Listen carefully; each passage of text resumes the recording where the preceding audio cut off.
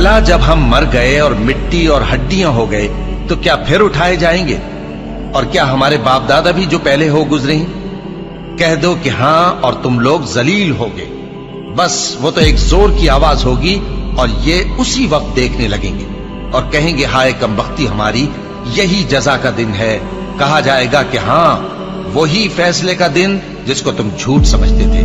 फरिश्तों को हुक्म होगा जो लोग जुल्म करते थे उनको और उनके हम जिन्सों को और जिनको वो पूजा करते थे सबको जमा कर लो, यानी जिनको अल्लाह के सिवा पूजा करते थे, फिर उनको जहन्नम के रास्ते पर चला दो और उनको ठहराए रखो कि उनसे कुछ पूछना है।